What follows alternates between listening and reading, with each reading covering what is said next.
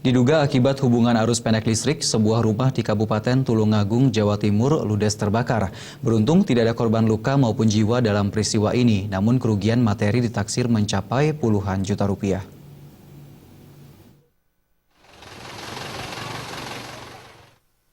Satu unit mobil dan beberapa petugas kebakaran masih terlihat berusaha memadamkan beberapa titik api yang masih menyala.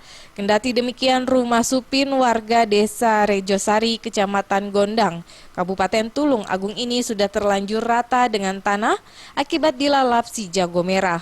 Setelah api padam, warga bergotong royong mencari sisa-sisa barang berharga milik korban dari puing-puing kebakaran untuk diselamatkan.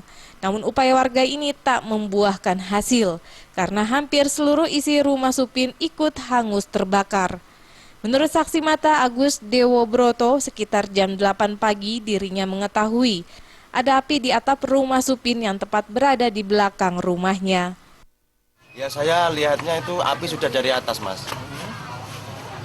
Kondisinya gimana? Kondisi sudah besar dari atas. Terus saya teriak-teriak, tetangga langsung datang membantu, tapi nggak bisa memadamkan api. Karena keadaan rumahnya kan rumah gede kan. Sudah itu aja, tahunya saya. Cepat, Mas. Nggak ada, Mas. Nggak ada seperempat jam. Beruntung tidak ada korban luka maupun jiwa dalam peristiwa ini, karena pada saat kejadian rumah dalam kondisi kosong. Namun kerugian materi ditaksir mencapai puluhan juta rupiah. Belum diketahui secara pasti penyebab kebakaran ini. Namun dugaan sementara akibat hubungan pendek arus listrik di rumah korban.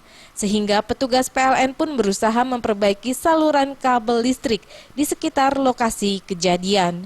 Dari Tulung Agung, Jawa Timur, Khairul Abadi melapor.